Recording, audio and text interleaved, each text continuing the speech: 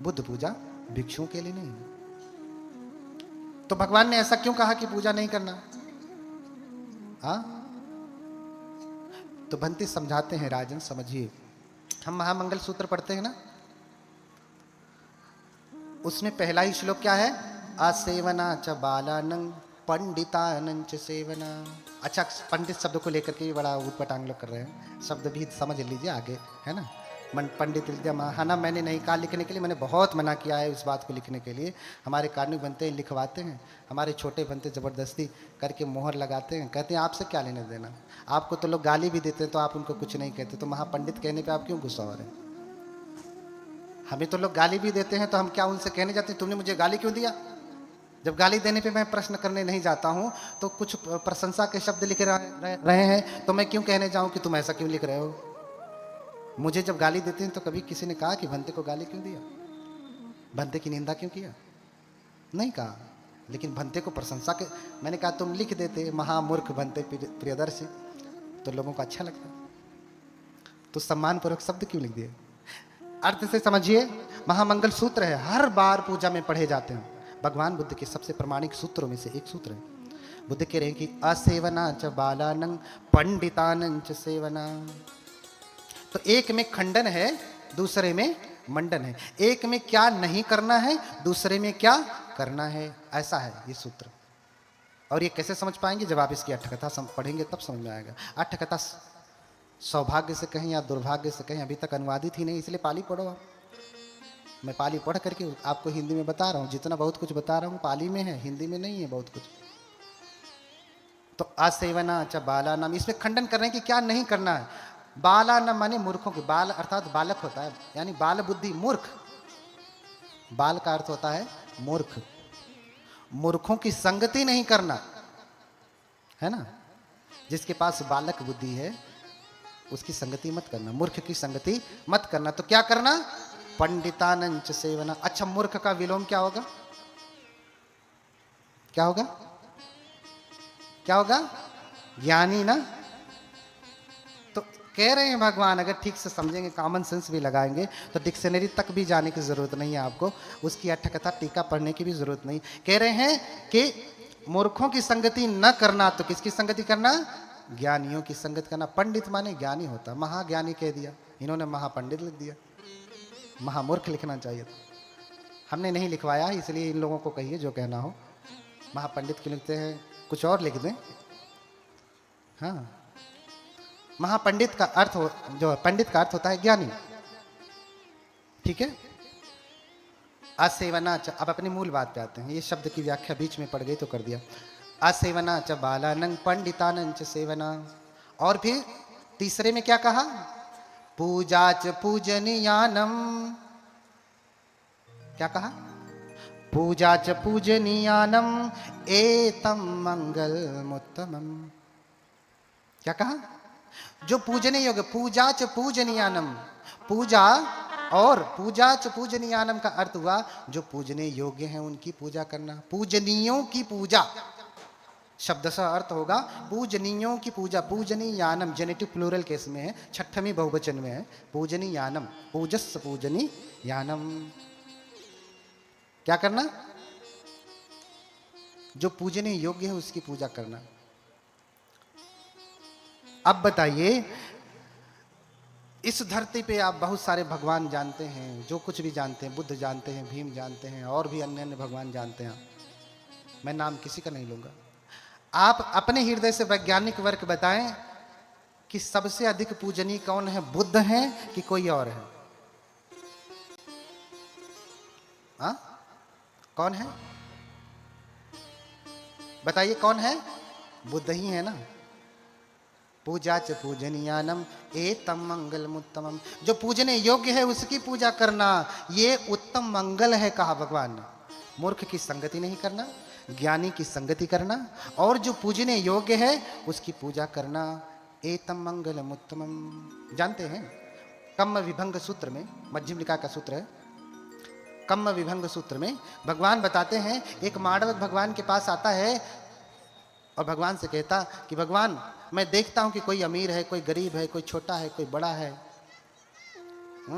कोई नीच है, कोई ऊंच है, कोई गोरा है, कोई काला है, कोई छोटा है, कोई बड़ा है, कोई सुंदर है, कोई कुरूप है, नाना प्रकार का ये भेद हमेशा दिखता है। यही देख लीजिए, हजारों लोग बैठे हैं, हजारों में क्या सभी एक जैसे हैं? कोई ऊंचा है, कोई नीचा है, माने कोई छोटा है, कोई बड़ा है, कोई गोरा है, कोई काला है, कोई सुंदर है, कोई थोड़ा कम सुंदर है, कोई सांवला है, कोई काला पीला नीला, सारे प्रकार के लोग बैठे हैं ना। ऐसा भेद क्यों है? तो बुद्ध ने कहा कि कम्मस्य का मानवा, कम्मस्य का मानवा सत्ता कम में सत्य विभजती यदि दंहीन पणितया। मानव कर्म से ही सब कुछ होता है, इसलिए कर्म का पूरा सूत्र है सभ्य सत्ता कम्मस्य का कम्म दायादा कम्म योनि कम्म बंधु कम्म पटिसरणो यं कम्मं करिष्यामि तस्य दायादो भविष्यामि इति का करणीय। हाँ, और फिर कहा तस्य दायादो भविष्यामि इति पब्बजितेन अभिन्नं पंचवेकितव्यम, ऐसा कहा। सारे जो सत्व हैं वो कर्म पे आधारित हैं, जो कुछ भी है वो कर्म पे आधारित है। आज इतनी अराजकता फैली है तो क्यों? क्योंकि कर्मचारी लोग ठीक से कर्म नहीं कर रहे। आज इतनी अराजकता फैली है, इतनी घुसखोरी फैली है तो क्यों? क्योंकि ठीक से कर्म नहीं करें। विदेश में नहीं है इतना, क्योंकि जो भी जिसको ड्यूटी मिलती है, जो भी पद सरकार देती है, उसको वो ईमानदारी से करते हैं, तो देश बड़ा ही तरक्की पे है। हमारा देश नहीं। क्यों? क्योंकि एक फाइल पे साइन कराने जाएंगे कागज पे, कहेगा वहां जाओ वहां जाओ वहां जाओ वहां जाओ वहां जाओ, महीने भर लगेगा एगो साइन कराने में। थोड़ा सा वजन रख दीजिए तो फिर तुरंत साइन हो जाएगा। हाँ, थोड़ा सा वजन रख दिया रंगीन कागज का तो तुरंत अच्छा अल्लाह ये लाई। हाँ, हेलमेट नहीं लगाया है तो तुरंत पकड़ लेगा, रोक रोक रोक रोक, हेलमेट नहीं लगाया है, तू तो बड़ा दुष्ट है, तूने नियम का बड़ा उल्लंघन किया है, तू तो बड़ा पापी है, चल तुझे फाइन लगेगा। अरे साहब कुछ मैनेज कर लीजिए, पीछे से हरी वाली नोट पकड़ा दीजिए जब मैं जा, अब तुम्हें पूरा ईमानदार बना के भेज दिया। 2 मिनट पहले इतना बेईमान, हरी पत्ती पकड़ाते ही ईमानदार बना के भेज दिया। ये सब क्या है? कर्म ही तो है। इसलिए उन्नति नहीं हो रही। सीट बेल्ट नहीं लगाया, गाड़ी का कागज दिखा, अरे साहब कुछ समझ लीजिए, जल्दी में निकल गया, ये थोड़ा ले लीजिए, मैनेज कर लीजिए, ठीक है अच्छा अगली बार से ध्यान रखना। बोलिए भगवान बुद्ध की। तो कैसे कैसे कर्म होते हैं? कहते इद एकच्चो मानवो सक्करुन तो न सक्करोति, गरु करुन तो न गरुं करोति, मानिन तो न मानिन्ति, पूजन तो न पूजेति। कह रहे हैं कि यहाँ एक प्रकार का मानव होता है, व्यक्ति होता है कि जो सत्कार करने योग्य है उसका सत्कार नहीं करता, जो गौरव करने योग्य है उसका गौरव नहीं करता, जो सम्मान करने योग्य है उसका सम्मान नहीं करता, जिसकी बात माननी चाहिए उसकी बात नहीं मानता, जिसको पूजना चाहिए पूजा तब्बम न पूजति, जो पूजा करने योग्य है उसकी पूजा नहीं करता। तो कहते हैं व्यक्ति सो परम कायस भेदा मरणं दुर्गति, दुख के लिए सो निर्यंग सोपपज्यति। तो मरने के बाद उसकी दुर्गति होती है, इसी जन्म में भी और मरने के बाद भी। मैंने कल ही बताया था, कुछ चीज़ें अस्पष्ट हैं तो कल मैंने स्पष्ट किया था कि कैसे एक माँ का बेटा, एक ही माँ के 2 बेटे, एक संत हो जाता है, एक जंगली हो जाता है। कैसे होता है? क्यों? उसमें कर्म का क्या रोल है, वो कल उस दिन हमने व्याख्या कर दी, आज नहीं करूँगा, आज से और स्पष्टीकरण हो जाएगा आपको। तो जो पूजने योग्य है पूजा नहीं करता है तो उसका फल उसको ठीक से नहीं मिलता। हमारे अपने जो गरीब लोग हैं, जिसकी सच में पूजा करनी चाहिए उसकी पूजा नहीं करते। जब तक ये लोग बुद्ध पुरुषों की पूजा करते रहे तब तक ये संपन्न रहे। क्या रहे? संपन्न रहे। और जैसे ही जानते हैं बौद्ध धर्म भारत से नष्ट क्यों हुआ? क्यों नष्ट हुआ? कहते हैं कि बौद्ध धर्म में विकृति हो गई। बौद्ध के जो भिक्षु थे वो उसमें पंचमकार का उपयोग करने लगे। उसकी व्याख्या मैं करूंगा, पंचमकार की सही व्याख्या क्या है, क्योंकि मुझे उसके लिए कम से कम 2 घंटा चाहिए। पंचमकार क्या है मोटे में समझें कि भिक्षु दुशील हो गए, उनका दुराचरण बढ़ गया, तीसरा सील खंडित होने लगा। अरे तो अन्य धर्मों में तो दुराचरण पहले भी था, आज भी है।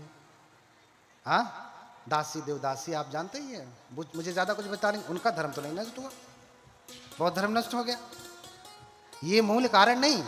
मूल कारण जब बौद्ध धर्म से थेरवाद महायान यहाँ तक ठीक रहा, उसके बाद वज्रयान, तंत्रयान, मंत्र, फिर जब सहज यान बना, सहज यान में जब 84 सिद्ध हुए, 84 सिद्ध ऐसे ही वैज्ञानिक हुए हैं, ऐसे ही वैज्ञानिक हुए। पूजा करने से क्या होता है?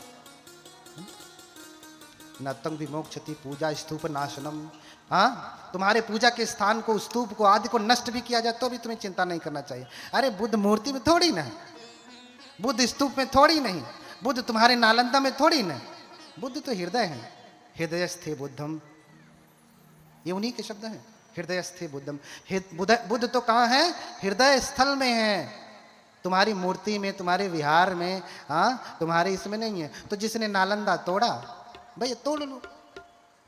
नहीं तो 6 महीने कहते हैं कि लाइब्रेरी जलती रही, तो कहा सब मर गए थे, पानी नहीं डाल सकते थे, जला के चले गए। तो जला के खड़े थे 6 महीने कि नहीं, जब तक पूरा जल नहीं जाएगी लाइब्रेरी नालंदा की हम खड़े रहेंगे, ऐसा था क्या?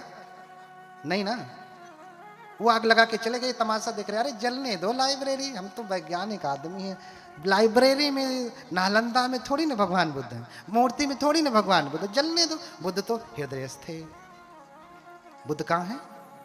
हृदय में है। तो तुम्हारे अधिक वैज्ञानिक होने की वजह से बौद्ध धर्म नष्ट हुआ। बौद्ध धर्म की व्याख्या गड़बड़ होने लगी, इसलिए नष्ट हुआ। बोलिए भगवान बुद्ध की, भगवान बुद्ध की। अब बताता हूं, राजा मिलिंद के प्रश्न पे आता हूं, याद है? तो भंते नागसेन ने उत्तर दिया कि राजन, बुद्ध महापरिनिर्वाण प्राप्त कर चुके हैं, लेकिन फिर भी अगर कोई पूजा करता है तो पूजा अचूक एवं सार्थक सिद्ध होती है। कैसे कैसे सिद्ध होती है? कृपया उदाहरण देके बताएं। उदाहरण देके बताया भंते नागसेन ने। क्या बताया? राजन, जैसे यह महापृथ्वी है, धरती है, आपसे ही मैं पूछता हूं, अच्छा अभी कौन सी फसल का समय चल रहा है? धान ना? अभी क्या, कौन सी फसल बोई जाएगी? गेहूं बोई जाएगी ना? गेहूं बोया जाएगा या बोया गया होगा, शुरू हो गया होगा कहीं?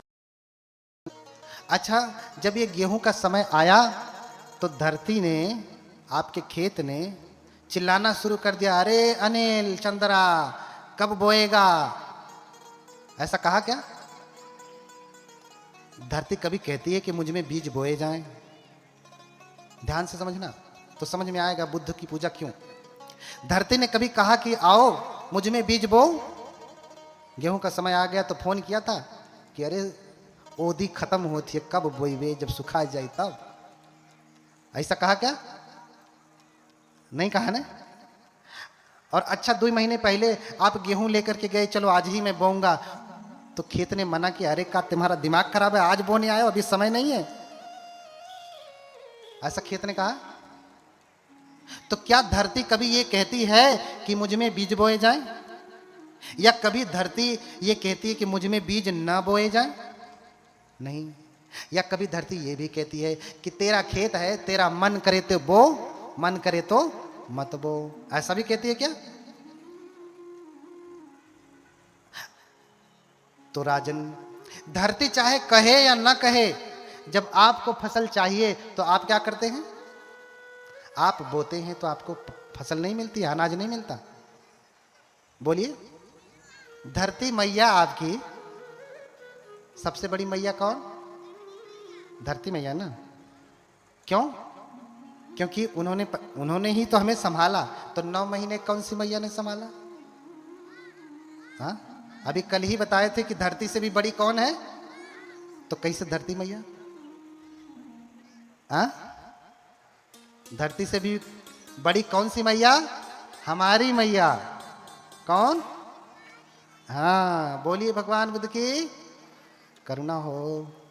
तो जैसे धरती कभी ये नहीं कहती कि मुझ में बीज बोए जाएं, धरती कभी ये नहीं कहती कि मुझ में बीज न बोए जाएं, धरती कभी ये भी नहीं कहती कि तेरा मन करे तो बो, मन करे तो मत बो। लेकिन हमें फसल चाहिए तो जब समय आता है तो हम जाते हैं और बीज बोते हैं, तो लहलहा के फसल उठ जाती है। और वर्ष भर हम गेहूं खाते हैं, चावल खाते हैं, दाल खाते हैं, चना मटर क्या क्या सब खाते हैं ना। ऐसे ही बुद्ध कभी ये नहीं कहते मेरी पूजा करो, बुद्ध कभी ये भी नहीं कहते कि मेरी पूजा मत करो, बुद्ध कभी ये भी नहीं कहते कि तेरा मन करे तो कर, मन करे तो मत कर। लेकिन हमारा मन क्या कहता है? तो बुद्ध चाहे कहें चाहे न कहें, अगर हम बुद्ध को आश्रय करके पूजा करेंगे तो पूजा अचूक एवं सार्थक सिद्ध होगी। बोलिए भगवान बुद्ध की। समझ में आया? बुद्ध कहें या ना कहें, हम जब पूजा करेंगे तो हमें फसल मिलेगी, पूजा का फल मिलेगा। ये देखिए ऑर्गेनो बजा रहे हैं ना, थोड़ा सा तेज आवाज में, ऑर्गेनो बजा रहे हैं ना। जब दोपहर को 11 बजे आ गए थे तो इनका ऑर्गेनो इनको चिल्ला चिल्ला के कह रहा था, अरे चल बजा रे, कथा का समय निकला जा रहा है। कहा क्या? हाँ? या जब ही बजाने लगे, मैं तो आया नहीं तो उससे पहले ही बजा रहे थे, तो बजाते समय इसने कहा कि अरे अभी क्या तू पगलाया हुआ, अभी तो भंते आए ही नहीं, तू क्या बजा रहा है अभी? ऐसा कहा क्या? ढोलक भी देख लीजिए, ढोलक कभी कहती है कि मैं बजूं? नहीं। ढोलक कभी ये कहती है कि मैं न बजूं? नहीं। ढोलक कभी ये भी कहती है कि तेरा मन तू खरीद के लाया है, मन करे तो बजा, मन करे तो मत बजा। ऐसा कभी कहती है ढोलक? नहीं। लेकिन जब हमें चाहिए होता है संगीत, जब हम गाते हैं, हमें उसकी नाद चाहिए होती है तो हम बजाते हैं। हमें नाद नहीं मिलता, आवाज नहीं मिलती, मिलती है ना। ऐसे ही बुद्ध कभी नहीं कहते कि मेरी पूजा करो या मत करो, मन करे तो करो, मन करे तो मत करो। लेकिन जब हमें पुण्य फल चाहिए तो हम उनको आश्रय करके पूजा करते हैं, तो पूजा अचूक एवं सार्थक सिद्ध होती है। बोलिए भगवान बुद्ध की। बोलिए भगवान की। प्यास लग गई? बोलत हई हम प्यास लगत ही तोहरे। हाँ,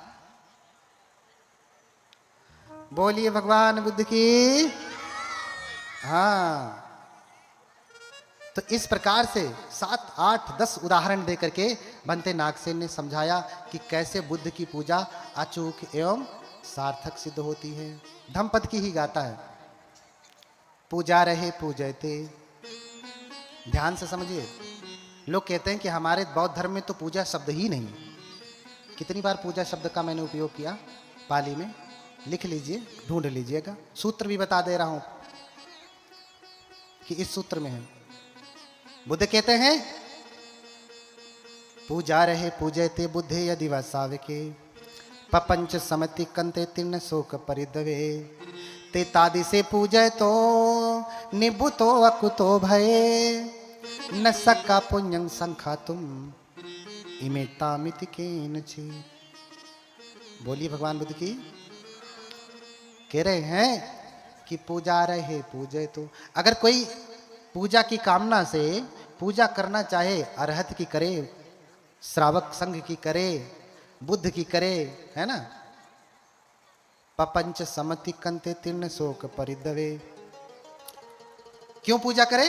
क्योंकि भगवान का जो श्रावक है, भगवान के जो श्रावक संघ हैं, वो तीनों शोकों को नष्ट करने में लगे हुए हैं। राग द्वेष मोह रूपी शोक जो है, जो आर्य की भांति तीर्णंग शोकानंग, जो 3 शोक हैं वो आर्य की तरह से चुभते रहते हैं, उनको नष्ट करने में लगे हुए हैं।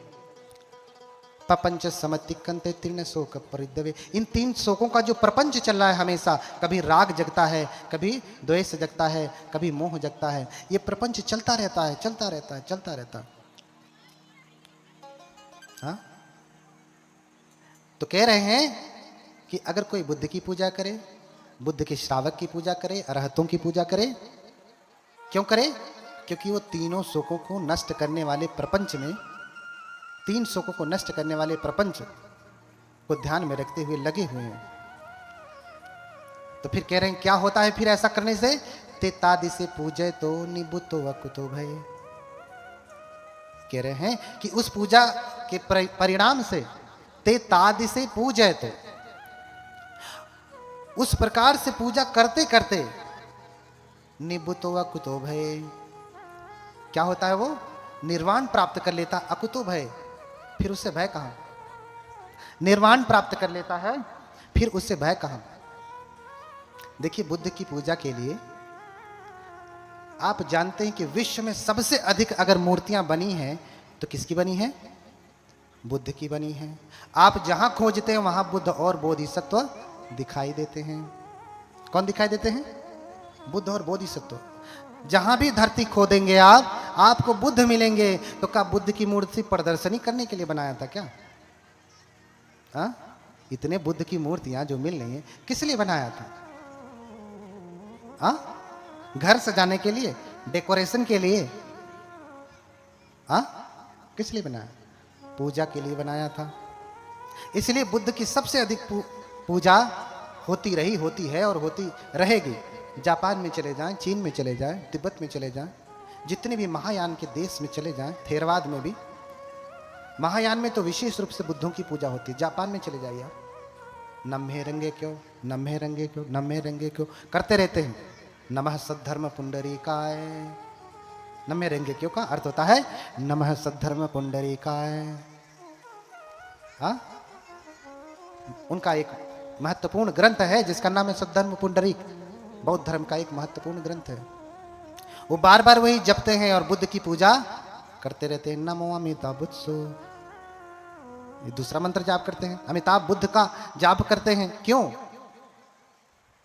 और देखिए ना, छोटा सा देश है जापान, उसके जैसा कोई देश है विश्व में कोई? कहते हैं कि जापान की टेक्नोलॉजी सबसे अच्छी होती, उनसे बड़ा वैज्ञानिक हो जाएंगे आप। सठिया गए हैं वो लोग, हाँ? उनसे बड़े वैज्ञानिक हो जाएंगे आप की है? नहीं है ना। उनका जब संविधान बना ना, तो उस संविधान में ही लिखा गया बुद्धम शरणम गच्छामि। क्या लिखा गया? बोलिए आप लोग, बुद्धम शरणम गच्छामि। क्या? बुद्धम शरणम गच्छामि। उनके संविधान में लिखा गया, उनके प्रियम्बल में ही लिखा गया है कि हम सभी जापान के लोग किसकी शरण जाते हैं? बुद्ध की शरण जाते हैं। इसलिए जापान में जाएंगे आप तो बहुत उपदेश नहीं चलता। स्वयं बाबा साहब कहते हैं, स्वयं डॉक्टर बाबा साहब कहते हैं, भगवान बुद्ध और उनके धर्म का भविष्य, कौन सी किताब में?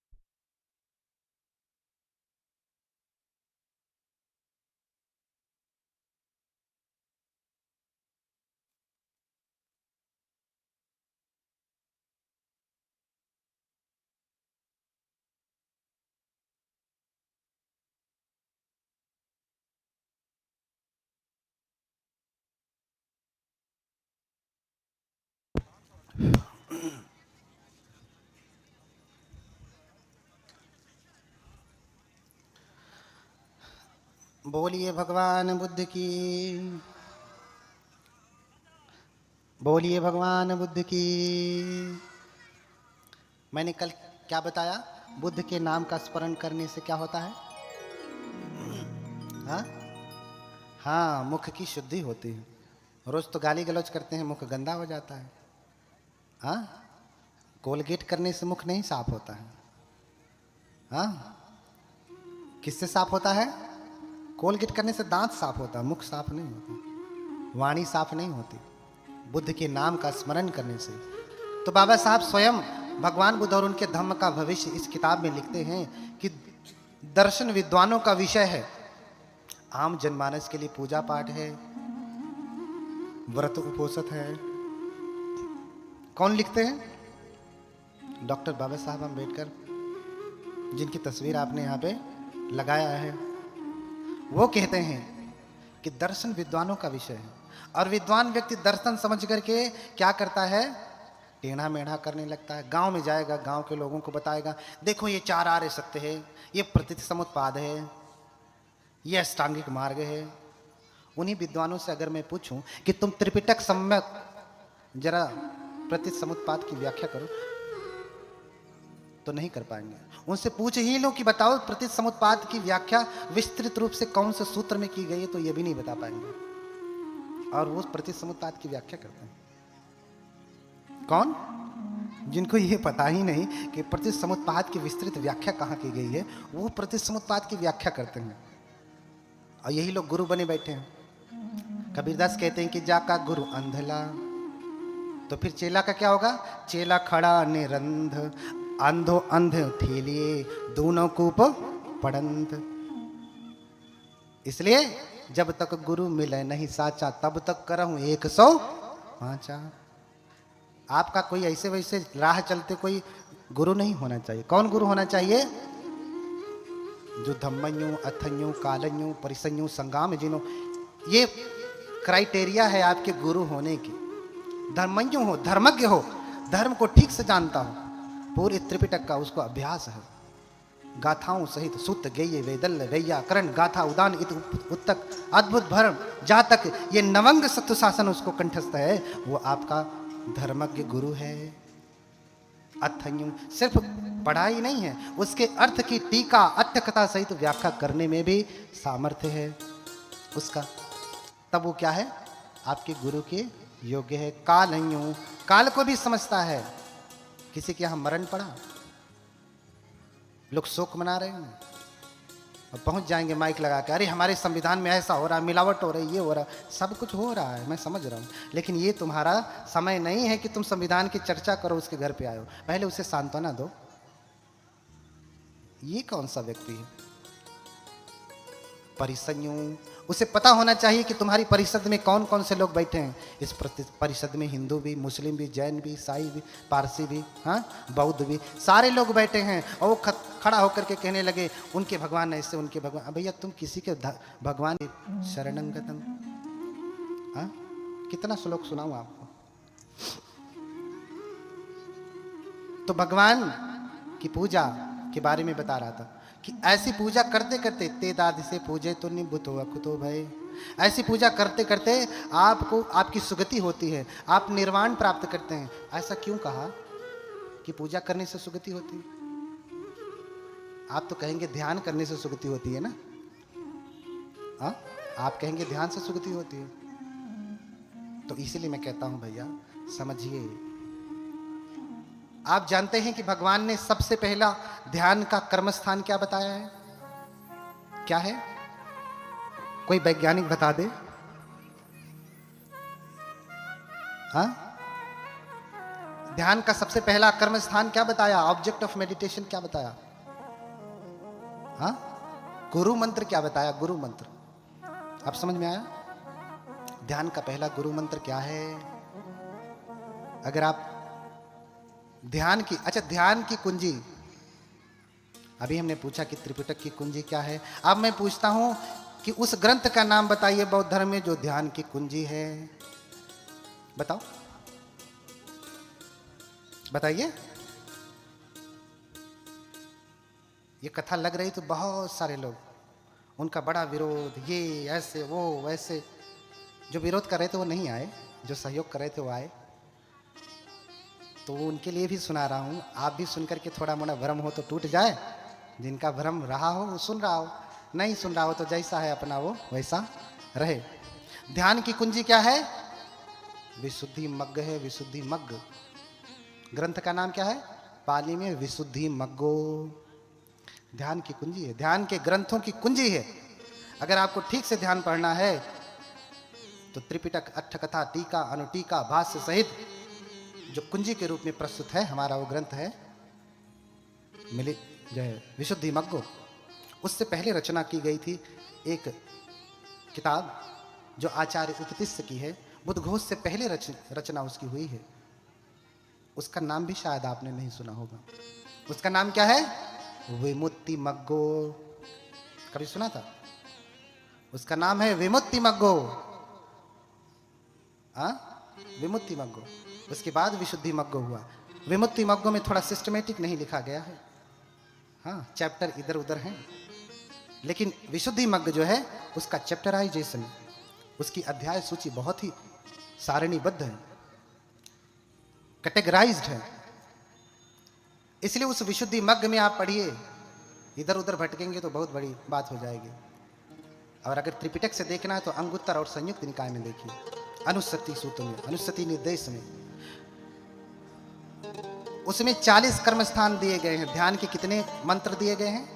ध्यान के कितने आलंबन दिए गए हैं? 40 पहला कौन सा है?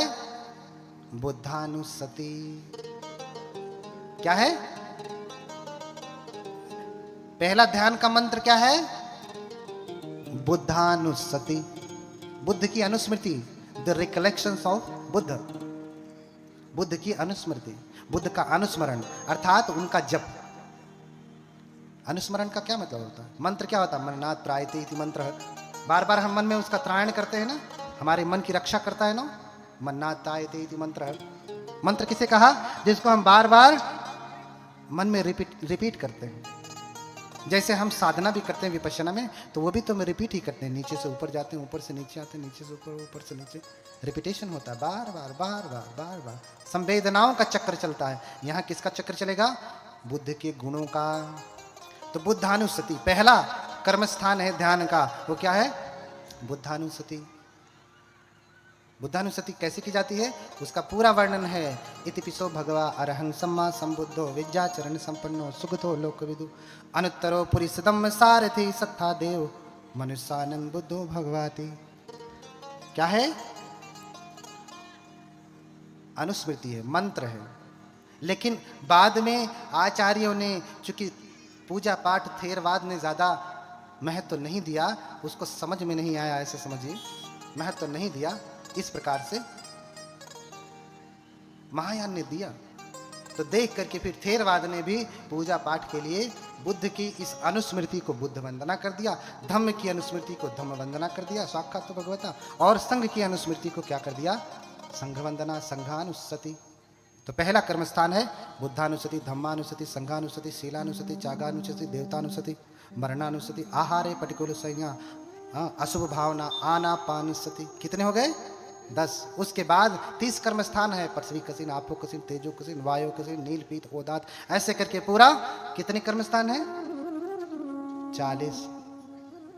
जब हम विपश्यना में जाते हैं ना, तो याचना करते हैं, हाँ, ओकासहम बंदे विपस्सना कम्मठानं देहि। कर्मस्थान को हम अगर हिंदी में कहें, आज की भाषा में कहें, तो विपश्यना गुरु मंत्र को दीजिए। समझ रहे ना? समय समय के अनुसार एक भाषा निर्धारित होती है ना, एक सिस्टमेटिक भाषा बनती है, शब्द दिए जाते हैं, है ना? तो तेतादि से पूजा तो निबुतो अकुतो भाई। मैंने पूजा के लिए क्यों कहा? क्योंकि ये पूजा जो है वो साधना ही है। ये पूजा क्या है? साधना ही है। जो पूजा में नहीं निपुण हो पाया, वो साधना में भी निपुण होने वाला नहीं है। इसलिए आचार्य गोयंका सब कुछ कहते रहे, कहते कहते कहते अंततः वो भगवान की मूर्ति स्थापित करके ही गए साधना केंद्र में, सबसे बड़े पगोड़े में। क्योंकि जानते हैं बिना बुद्ध के कुछ नहीं, बिना बुद्ध के कुछ नहीं, बिना बुद्धानुस्सति के कुछ भी नहीं है। बुद्धानुस्सति वो कराते ही हैं। 20 दिन 30 दिन के शिविरों में आप जाएंगे तो पहले बुद्धानुस्सति ही कराएंगे, धम्मानुस्सति, संघानुस्सति, शीलानुस्सति, त्यागानुस्सति। 10 दिन का शिविर एक डेमो है, एक डेमो कि आप देखो कि सच में इससे लाभ मिलता है कि नहीं, अच्छा लगता है कि नहीं। अच्छा लगे तो फिर 20 दिन में जाओ, 30 दिन में, 40 दिन, 50 दिन, 60 दिन, हाँ, महीने, 2-2, 3-3 महीने के शिविर में जाओ, फिर आपको इसकी व्याख्या मिलेगी। इसलिए पूजा का बहुत बड़ा महत्व है, पूजा का बहुत बड़ा महत्व है। और एक बात और समझे, हम बौद्ध धर्म में व्यक्ति की पूजा नहीं होती, व्यक्ति की पूजा नहीं होती। किसकी पूजा होती है? गुणों की। किसकी पूजा? गुणों की पूजा होती है, गुणों की। गुणाम पूजा गुणिहु नाच लिंग नाचा वय। आयु से, लिंग से किसी की पूजा नहीं होती। लिंग यानी स्त्री लिंग, पुलिंग। ये पुरुष है तो इसकी पूजा करूंगा, स्त्री है तो पूजा नहीं करूंगा, ऐसा नहीं। अगर गुण है तो वो पूजनीय हो जाएगा। गुणों से पूजा होती, गुणों से। इसलिए आपने कभी देखा होगा, एक उदाहरण से समझाता हूं।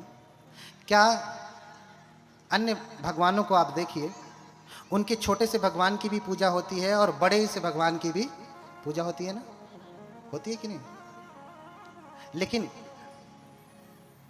ऐसा क्यों होता है? क्योंकि वहां गुणों की पूजा नहीं, व्यक्ति की पूजा है। ये उनका अपना विधान है, इसकी कोई निंदा नहीं कर रहा हूं, ये उनके धर्म का पैटर्न है, ठीक है? आपको समझने के लिए, आज तक आप समझ उन्हीं से समझते हैं, इसलिए समझने के लिए कह रहा हूं। सबके धर्म का अपना नियम होता है, उनके धर्म का ये नियम है। अब बौद्ध धर्म का क्या नियम है?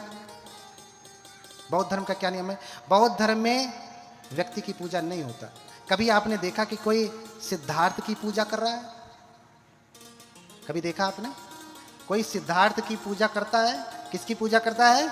बुद्ध की। बुद्ध क्या सिद्धार्थ से अलग हैं? शरीर तो वही है, लेकिन उसी सिद्धार्थ ने जब गुणों को धारण किया, जब बुद्ध हुए, तब जाकर के उनकी पूजा होनी शुरू हो गई। सिद्धार्थ रहते उनकी पूजा नहीं हुई। कभी आपने कोई ऐसा विहार मंदिर देखा है जो सिद्धार्थ मंदिर है, जिसमें सिद्धार्थ की मूर्ति लगी हो? लेकिन वही सिद्धार्थ जब गुणों को धारण कर लेते हैं, बुद्ध हो जाते हैं, तो बुद्ध के मंदिर, बुद्ध विहार सब जगह दिखते हैं आपको। दिखते हैं ना, ये सामने देखो बुद्ध विहार है, वहां सिद्धार्थ की मूर्ति नहीं लगी। शोभा के लिए, बताने के लिए कोई फोटो तो आप लगा देते हैं, प्रदर्शनी लगा देते हैं कि ये सिद्धार्थ थे, लेकिन लेकिन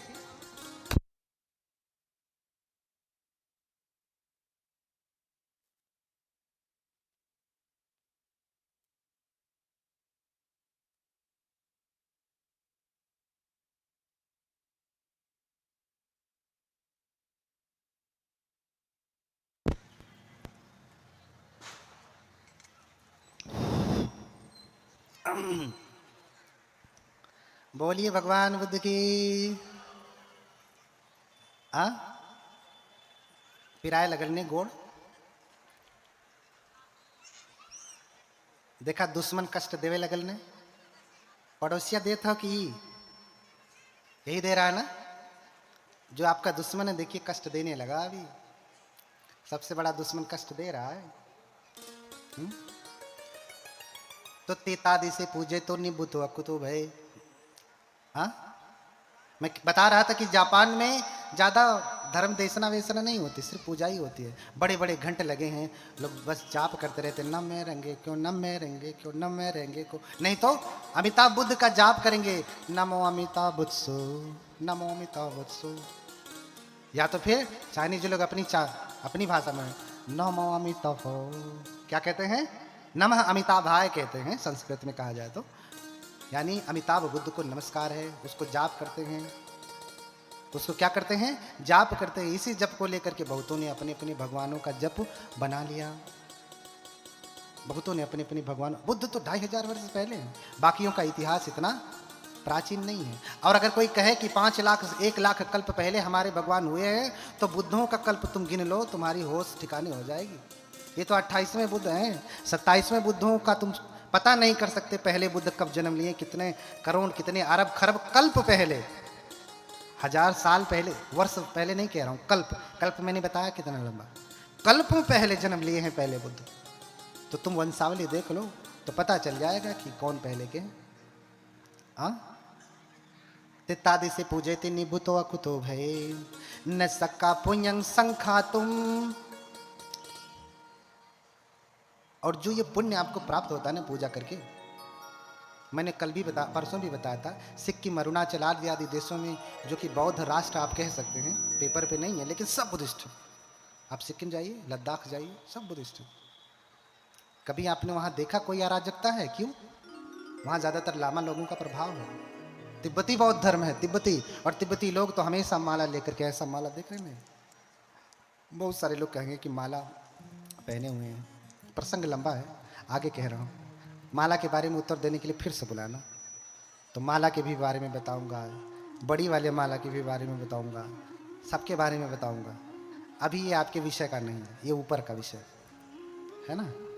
तो माला लेकर के जप ही करते रहते हैं। आप सारनाथ में जाएंगे तो मणि चक्र लगा होगा, ऐसे घुमाते हैं और क्या कहते हैं? ओम मणि पद में हूं, ओम मणि पद में हूं, ओम मणि पद में हूं। स्वयं बाबा साहब इसका जप करते थे। जब उनसे कोई मिलता था तो नमस्कार के रूप में भी इसका प्रयोग करते थे। जब कोई कहता था नमस्ते तो कहते थे नमो ओम मणि पद में हूं। बौद्ध उपासना पाठ में स्वयं अंत में जप के रूप में बाबा साहब ने ओम मणि पद में हूं लिखा। डॉक्टर अंबेडकर और संस्मरण और स्मृतियां, नानक चंद्र रत्तू की किताब है, सम्यक प्रकाशन से छपी है, उसमें भी इस प्रसंग का वर्णन आया कि बाबा साहब ओम मणि पद में हूं का जाप करते थे। क्यों? क्योंकि ये बोधिसत्व का मंत्र है। कौन से बोधिसत्व? अवलोकितेश्वर बोधिसत्व का मंत्र है। स्वयं बाबा साहब बोधिसत्व हैं, इसलिए बोधिसत्व का ही अनुकरण करते हैं। बोलिए भगवान बुद्ध की। इसलिए बोधिसत्व का मंत्र जाप किया, मंत्र जाप किया। उसके कारण और भी हैं। क्यों मैं ऐसा कह रहा हूं? क्योंकि जब उनसे पूछा गया कि आप ऐसा क्यों कहते हैं, कहते हैं कि नमस्ते में अगर देखा जाए तो नमस्ते का संधि विच्छेद करेंगे तो क्या होगा? नमः अस्तुते क्या होगा? बाबा साहब ने नहीं लिखा, मैं बता रहा हूं कि उसका क्या होगा। उसका विच्छेद करके नहीं बताया, मैं बता रहा हूं कि नमः अस्तुते। हाँ, आपको नमस्कार है, अर्थात इसमें झुकने का भाव है। लेकिन ओम मणि पद्मे होम का अर्थ है बुद्धत्व रूपी कमल को खिलने दो, अर्थात बुद्ध बनने दो। और बोधिसत्व बाबा साहब स्वयं अगर कहा जाए तो महायान को मानते हैं, थेरवाद को नहीं। थेरवाद को नहीं, महायान को मानते हैं। उनके दीक्षा लेने का तरीका भी महायानी है। आपने देखा कि पैर मोड़ करके पीछे बैठ करके उन्होंने दीक्षा लिया। पुराना वीडियो यूट्यूब पे पड़ा होगा उनका दीक्षा का, आप देख लीजिएगा। दीक्षा लेने के बाद ऐसे हाथ पांव छूते हैं। ध्यान से देखना वीडियो। रोज तो देखते हो, लेकिन मैंने कहा ना, आंखों से थोड़ी नहीं दिखाई देता। किससे दिखाई देता है? ध्यान से। किससे दिखाई देता है? ध्यान से। आंख नहीं देख सकती, ध्यान देख सकता है। इसलिए कहते हैं जरा ध्यान से देखना। वीडियो पड़ा है यूट्यूब पे। ऐसे करके पांव छूते हैं, और तुम पांव छू लो, हम पांव छू ले, कहते देख रहे हैं किसी और धर्म के बारे में, ये तो विधर्मी हो गए। अब पांव छू लिए तो अब तो ये भगवान बुद्ध को नहीं मानेंगे, अब तो बाबा साहब को नहीं मानेंगे, अब अधर्मी हो गए। अब पूरा पाप आकर के घेर लिया, अंदर घुस गया, गला जाम हो गया, सांस नहीं ले पा रहे। हाँ, अरे भैया ये लौकिक व्यवहार में चल रहा है। कोई आया पहली बार, अभी प्रणाम कर रहा है, सीखेगा। हाँ, सीखेगा। उसको कमेंट कर देंगे, लेकिन हमारे धर्म में प्रणाम करने का क्या विधान है? क्या ऐसे हाथ जोड़ करके प्रणाम करने का विधान है? बताए कोई, किस ग्रंथ में लिखा है? ऐसे हाथ जोड़ करके आप भिक्षुओं को भी प्रणाम कर लेते हैं, भंते वंदामी, या दूर से भंते वंदामी ऐसे कर लेते हैं। क्या ऐसा विधान है बौद्ध धर्म में? है क्या? बताओ ना किस ग्रंथ में लिखा है। मैं भी तो जानना चाहता हूं कि मुझसे कौन सा ग्रंथ छूट गया जिसमें तुम पढ़ के आए हो ऐसे कर लेते हो, मैं नहीं समझ पाता। हाँ, कौन से ग्रंथ में ऐसा? ऐसे किसी ग्रंथ में नहीं है भिक्षुओं को, बुद्धों को प्रणाम करने का नियम। समझ रहे हैं ना? आप आपस में भले करें नमो बुद्धाय, जय भीम नमो बुद्धाय, लेकिन भिक्षु को जिसकी आप शरण जाते हैं, संगम शरणम गच्छामि, उसको आप ऐसे करते हो और अपने आप को बुद्ध कहते बैठते हो। हाँ, अपने आप को बुद्ध कहते हो, ऐसे प्रणाम करते हो। हाँ, ऐसा प्रणाम का विधान नहीं है। पंचांग प्रणाम का विधान है, साष्टांग प्रणाम का विधान है, त्रिवार वंदन का विधान है। अभी हमने क्या किया? पंचांग प्रणाम किया। यहाँ बहुत सारे लोग आए होंगे, उन्होंने त्रिवार वंदन किया होगा, पंचांग प्रणाम तो कोई नहीं किया होगा। साष्टांग की तो बात ही छोड़ दीजिए। तिब्बती लामा को देखिए, वो हमेशा साष्टांग वंदन करते हैं, साष्टांग वंदन करते हैं हर दिन 500, हाँ 500 बार नहीं तो कम से कम 108 बार तो करते हैं। बोध गया में जाके देखिए, अभी त्रिपिटक का कालचक्र जब पूजा आएगी या त्रिपिटक संगायन का आएगा, जब समय भीड़ लगी रहेगी, उनके अपने अपने बने हुए वहीं प्रणाम करते हैं हर दिन। तो भैया तुम ऐसे प्रणाम करने का विरोध करते हो तो क्या तुम त्रिवार वंदन करते हो जब जब मिलते हो? तो उससे पूछना चाहिए, प्रश्न आपसे करना। जो ऐसे करने पे बड़ी आपत्ति करता है तो उससे कहना कि तुम बताओ कि ऐसा करने का विधान कहाँ है, कौन से ग्रंथ में है त्रिपिटक के, या कौन से देश में ऐसा है? कौन से बौद्ध धर्म में ऐसे करके प्रणाम करते हैं? चीन में, जापान में, ताइवान में, कोरिया में, श्रीलंका में, म्यांमार में, थाईलैंड में, बताइए कौन से देश में करते हैं? पूछना उनसे। हाँ, इसलिए भगवान को त्रिवार वंदन किया जाता है। अरे तू हाथ को क्या सीने से लगाता है? अपना माथा पटक, जिसमें अहंकार रहता है। जब तक अहंकार नहीं छूटेगा तब तक तू बुद्ध बनेगा कभी। इसलिए तू पटक माथा, ऐसा भगवान कहते हैं। उस अहंकार के सर को जो झुकना, बहुत सारे लोग हैं तुमको मंच बोलने के लिए नहीं मिलता तो भी नहीं आते हैं, क्योंकि यहाँ तो बनते प्रदेश से अकेले बोलेंगे भैया हम सुनेंगे, तुम धर्म तो सुनाओ। हम तो सुनना चाहते हैं, हम धर्म के प्यासे हैं। तुम सुनाओ तो त्रिपिटक से धर्म, हम क्यों नहीं सुनेंगे? तुम सुनाओ तो सही। तुम दूसरे धर्मों को गाली दोगे तो हम क्यों सुने? हम तो बाबा साहब के अनुयायी हैं। बाबा साहब का संविधान ही संविधान में ये नियम नहीं देता कि हम किसी के धर्म की निंदा या आलोचना करें। और वही भीम वाले क्या करते हैं, दूसरे धर्मों की निंदा आलोचना करते हैं। भैया तुम अपनी कहो, अपनी दुकान खोले हो तो अपनी दुकान की प्रशंसा करो, पड़ोसी के चक्कर में क्यों पड़े हो तुम? कि उसकी दुकान में डालडा मिला है, सड़ा हुआ तेल है, बासी है, महीने भर से छानता है, उसका समोसा बुरा है, खाओगे पेट खराब। तुम क्या इससे हो, तुम्हें क्या लेना देना? तुम अपने दुकान की कहो कि ताजे ताजे तेल में बनाया है, घी डाला है, हाँ शुद्ध दूध डाला है, बढ़िया खोआ है, कहो ना। तुम्हारे पास कमी है कहने के लिए, लेकिन तुम्हारे पास तो है ही नहीं। तुम्हारी दुकान में एक को मिठाई, तो दूसरे की मिठाई देख करके तुम्हें जलन होती है। तुम्हारी दुकान में मिठाई है ही नहीं, तो दूसरे की मिठाई देख करके जलन होती है। तुम आओ, कोई त्रिपिटक का एक सूत्र की व्याख्या करो, हाँ भद्दाली सूत्र की व्याख्या करो, कम विभंग सूत्र की व्याख्या करो, सम्यक दृष्टि सूत्र की व्याख्या करो, ब्रह्मजाल सूत्र की व्याख्या करो, सामान्य फल सूत्र की व्याख्या करो, छोटे बड़े बहुत सारे सूत्र हैं, किसी एक सूत्र की व्याख्या करो। लेकिन नहीं, इन्होंने तो त्रिपिटक देखा भी नहीं होगा, व्याख्या क्या करेंगे? ये खाली झगड़ा करेंगे।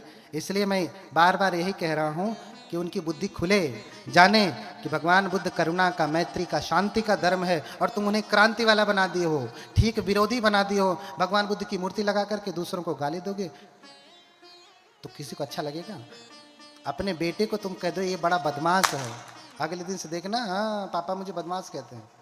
तुम्हारा खून, तुम्हारी औलाद उसको बुरा कहने के बाद तुम्हारी बात मानना छोड़ देती है, और जो तो तुम्हारा है ही नहीं उसको तुम बुरा कहोगे मानेगा? जबकि तुमने अपने औलाद को सही कहा कि ये बदमाश है, दिन भर मोबाइल चलाता रहता है, इधर उधर लड़कियों के चक्कर में घूमता रहता है, लेकिन सही होने के बावजूद भी कह दिया कि ये बहुत दुष्ट है, तो भी तुम्हारा बेटा तुम्हारी बात नहीं मानता। जो तुम्हारा खून है, जिसे तूने पैदा किया, वो नहीं मानता, तो जो तुम्हारा है ही नहीं वो तुम्हारा शत्रु नहीं हो जाएगा? क्यों शत्रु बनाते? क्यों शत्रु बनाते? शत्रु मत बनाइए, करुणा मैत्री लोगों में फैलाइए। जिसे बुद्ध को जानना है जानेगा, नहीं जानना है तो नहीं जानेगा। आप तो मान रहे हैं ना, ये पर्याप्त है।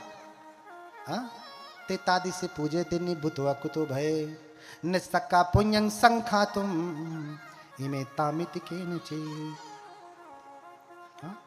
तो वो पुण्य इतना होता है कि उसे इतना इतना इतना इतना करके नहीं बताया जा सकता। इमे तामिति के नची, वो जो पुण्य आप पूजा करके, बुद्धों की, अरहतों की, श्रावकों की पूजा करके आप जो पुण्य अर्जन करते हैं ना, वो पुण्य इतना इतना इतना करके नहीं बताया जा सकता। बहुत पुण्य है।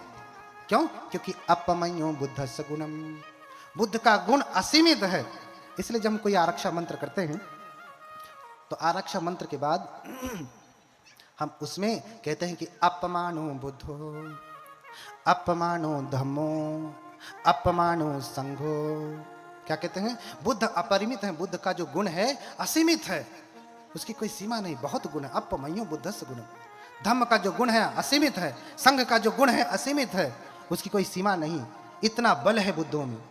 इसलिए आचार्य गोयंका स्वयं गाते हैं, क्या गाते हैं?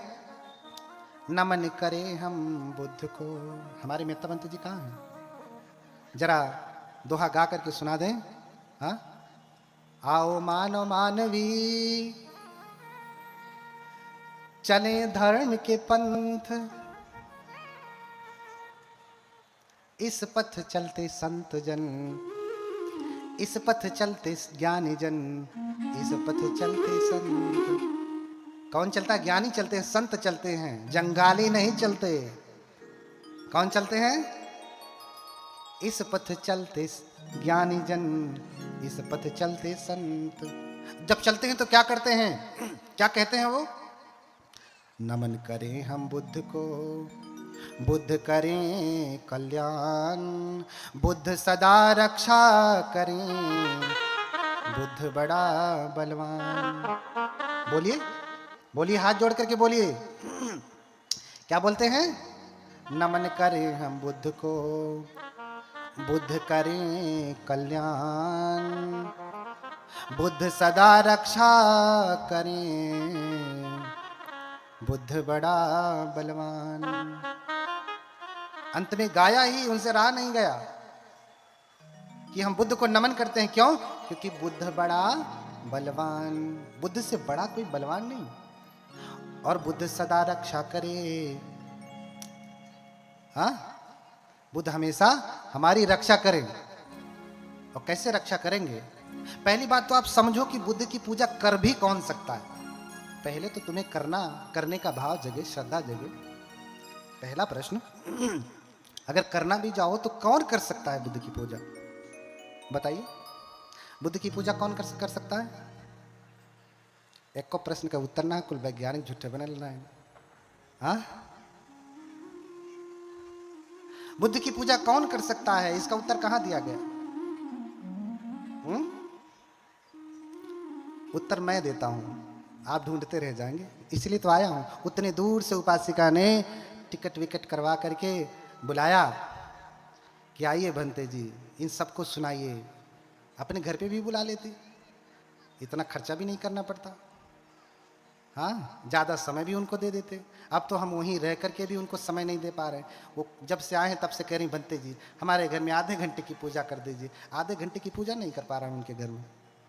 कभी इधर कभी उधर कभी उधर। कोई कह रहा अपना पाँव यहाँ रख दीजिए, कोई कह रहा अपना पाँव यहाँ रख दीजिए। हम कहें कि यहीं रुको, काट के यहीं दे दे रहे, रखते रहना इधर उधर।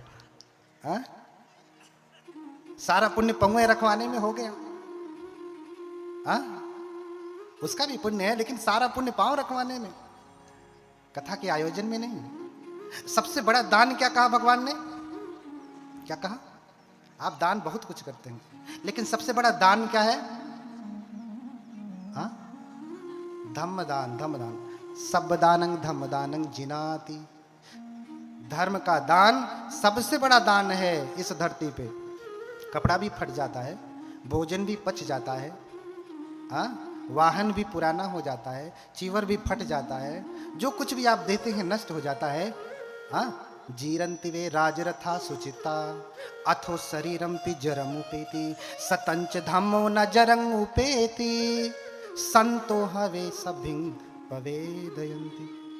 क्या कहा? बुद्ध के भिक्षुओं को संत भी कहा जाता। संत, संत आप जानते हैं ना, संत रैदास, संत कबीर, ये सब वज्रयान से ही पैदा हुए हैं। व्याख्या करने का समय नहीं है, मजबूरी है, मैं चाह के भी नहीं कर पा रहा हूँ। बहुत बातें हैं, कैसे उत्पन्न हुए हैं, एक एक बातें बहुत गहरी हैं। बस इतना समझें, संतो हवे सब भिंग पवेदयंती, ये दंपत की गाथा है।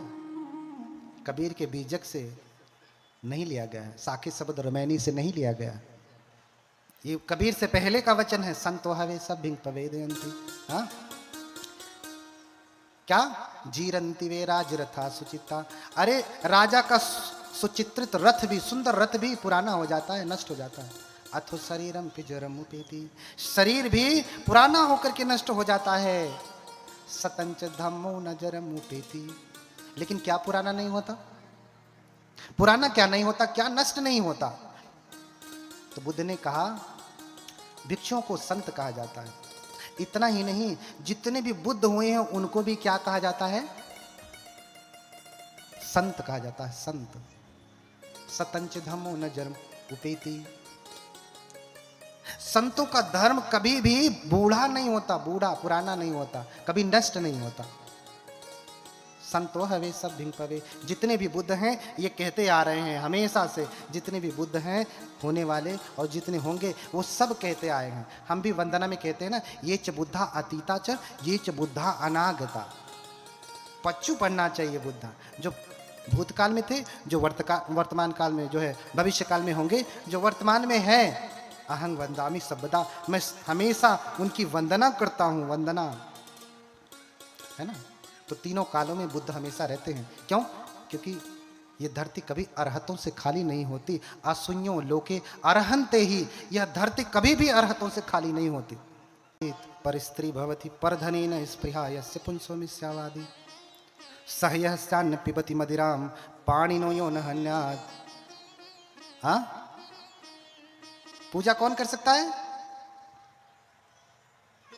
हाँ, मातेवासीत पर स्त्री भवती, जो दूसरे की स्त्री को मां के समान समझता है, मां के समान, उसकी अपनी स्त्री ही स्त्री है, उसके लिए पत्नी है।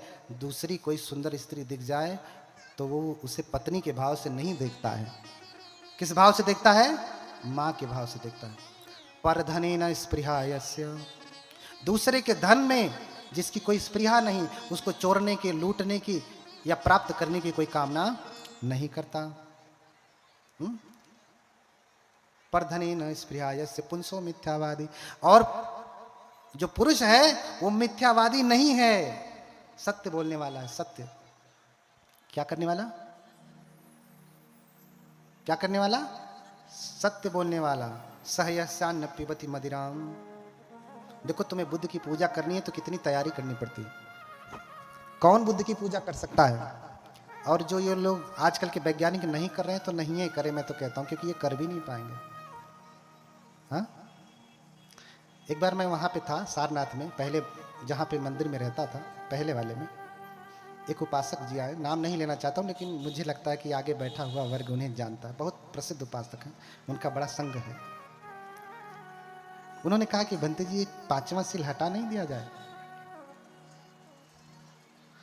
हाँ, सुरा मेरे, शराब पीना ये तो शाकाहारी भी है, अंगूर से बनता है, महुआ से बनता है, इसे हटा ना दिया जाए?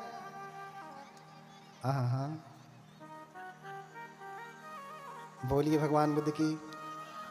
बुद्ध क्या कहते हैं? पियत शराब जमावत जुआ, जियत न जाने हूं मुआ।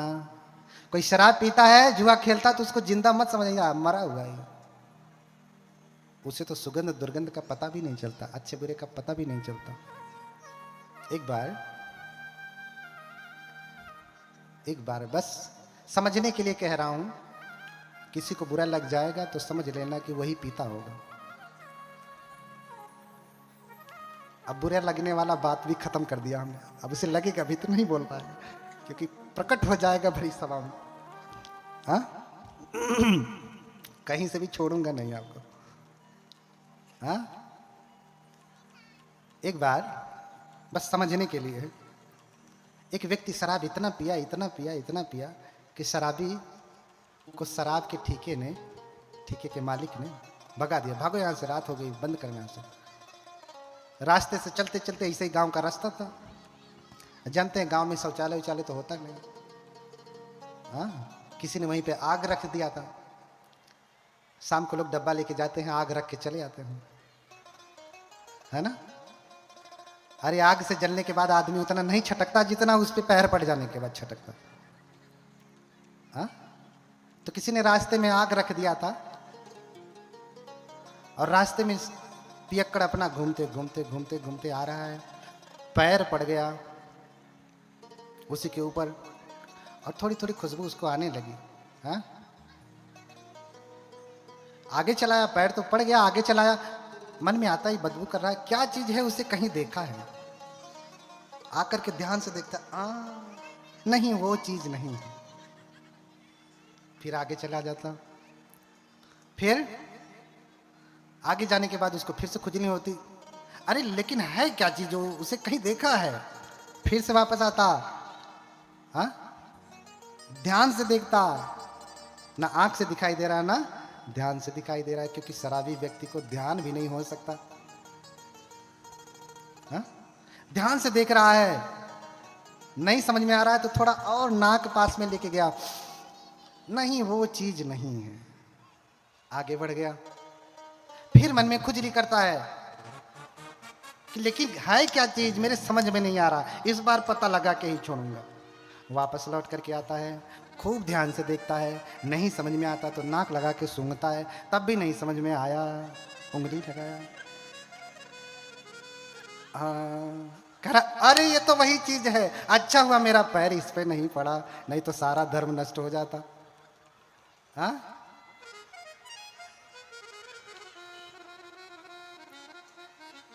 तो पियत शराब जमावत जुआ, जियत न जाने हूं मुआ। अच्छा हुआ मेरा पैर इस पे नहीं पड़ा, नहीं तो मेरा धर्म नष्ट हो जाता। मुंह में पड़ गया वो तो ठीक था।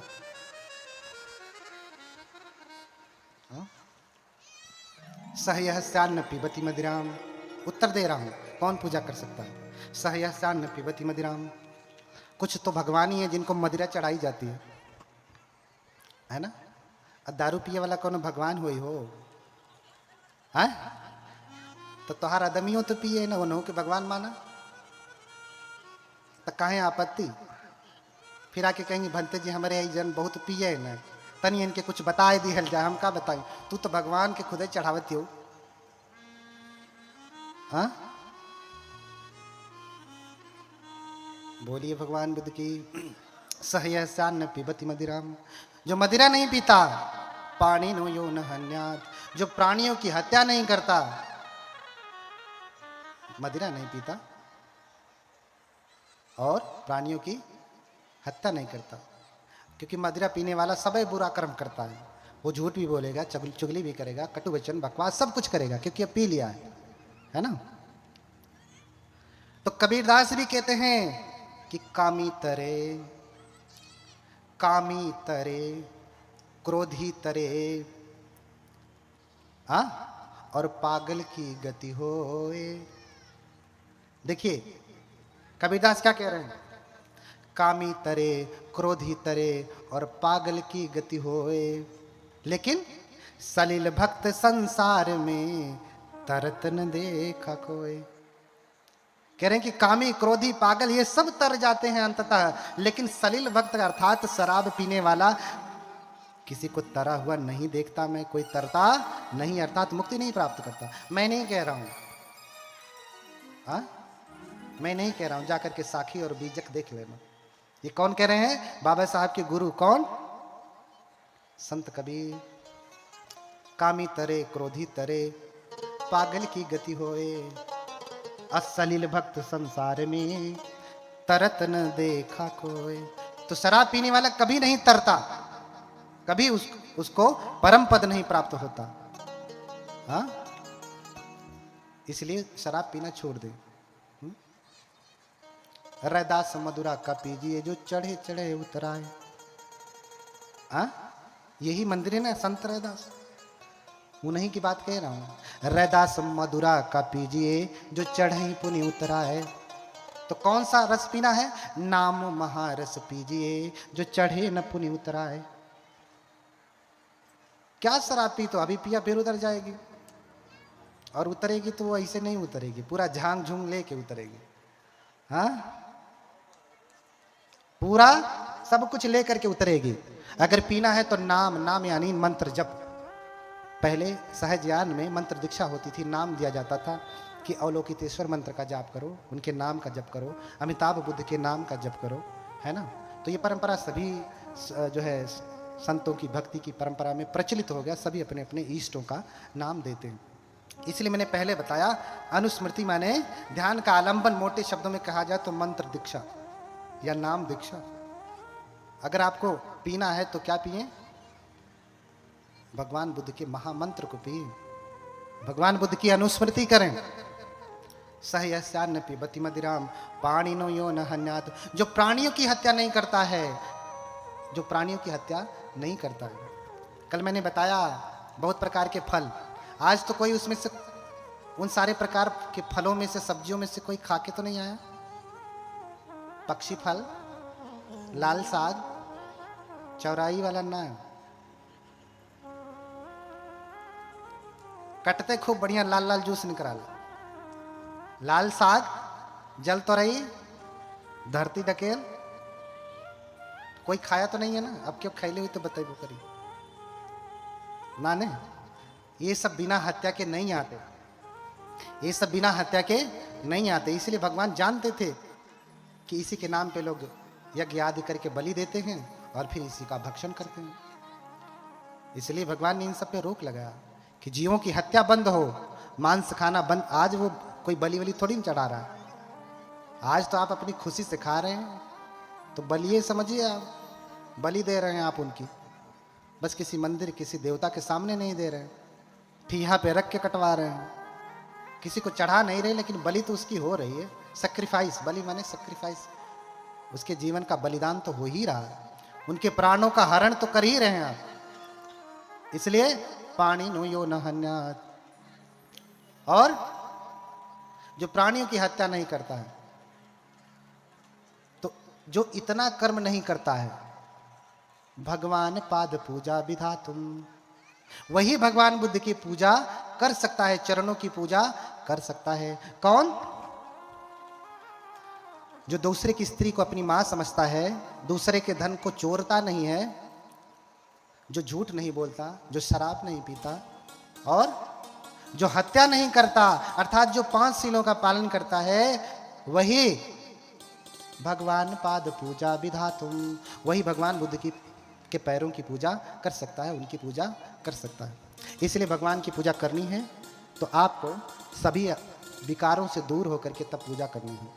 अब अगर आप नालंदा का इतिहास पढ़ेंगे, फाहियान ह्वेनसांग का यात्रा विवरण पढ़ेंगे, तो पूजा में इतना कहा कि मानसिक शुद्धि के साथ साथ कायिक शुद्धि भी परम अनिवार्य है। चीनी यात्री के यात्रा विवरण में आप देखिएगा, उन्होंने इतना ही कहा कि एक बार कोई टॉयलेट जाता है, मूत्र विसर्जन भी करके आता है ना, तो उसे शुद्धि करनी चाहिए, अर्थात स्नान करना चाहिए, तब भगवान की पूजा करनी चाहिए। कायिक शुद्धि भी परम अनिवार्य बताया, जैसे मानसिक बताया। जो व्यक्ति कायिक नहीं कर सकता वो मानसिक क्या करेगा। अब इसमें मूर्ति कहाँ से आ जाती है बीच में?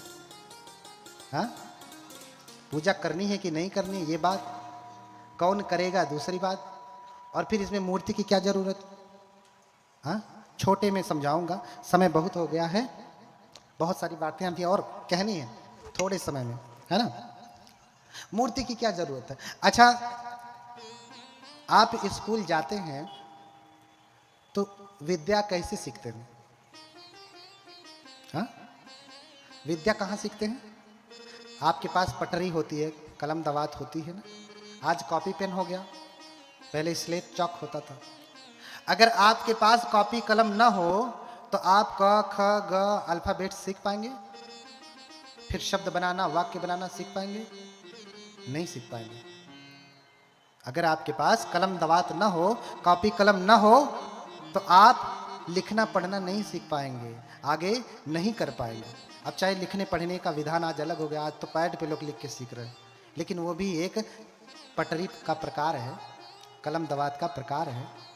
अगर ये नहीं तो आप विद्या तक नहीं सीख सकते। ऐसे ही बुद्ध की मूर्ति नहीं तो आप बुद्ध के गुणों को जान नहीं सकते, बुद्ध की पूजा नहीं कर सकते।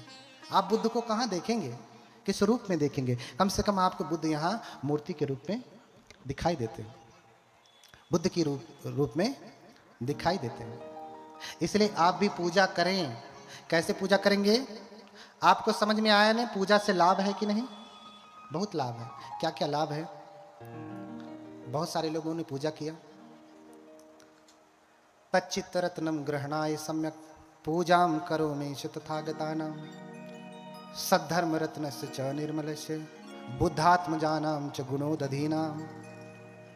इन 3 रत्नों की पूजा करना है। किसकी? इन 3 रत्नों की पूजा करना है। हाँ, बुद्ध संघकारान धर्मान असक्षानु भयांश च निर्वाणम चेति शरणम यो याति शरणत्रयम। कह रहे हैं कि बुद्ध धम्म संघ की जो शरण जाता है, ये शरण उसको निर्वाण तक लेकर के जाती है। पहली बात, आप शरण गमन क्यों करते हैं? पूजा की शुरुआत हो रही है। पहले तो मैंने बताया पूजा के लाभ, अभी तक तो आप मानते ही नहीं थे। दूसरा, कौन पूजा कर सकता है?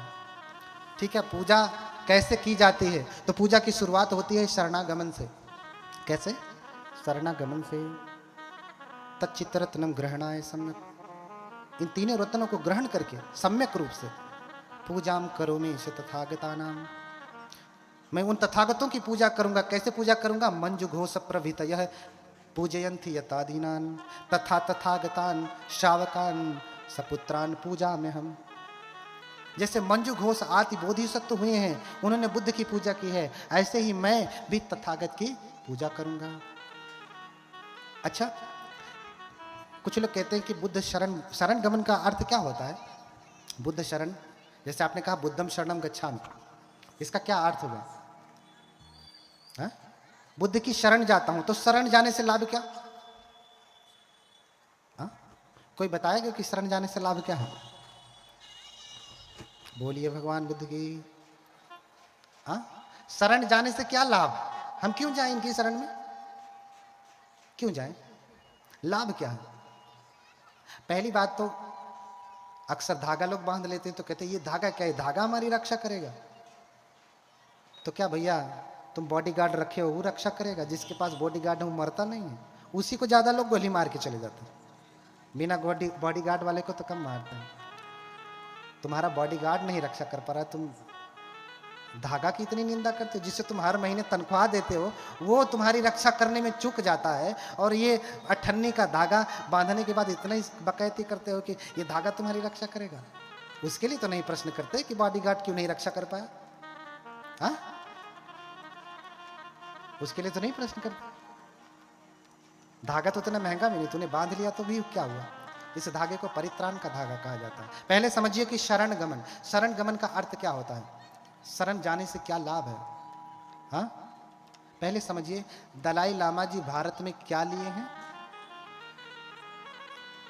शरण का अर्थ ही होता है, अगर परमत्थ ज्योतिका में आप इसकी व्याख्या देखेंगे तो उसकी व्याख्या की गई है। परमत्थ ज्योतिका हमारे सुत्त निपात की अट्ठकथा है, खुद पाठ की अट्ठकथा है। तो शरण किसे कहा, हिंसतीति शरणम। शरण क्या है, जहां जाने से हिंसा हो जाती, किसकी,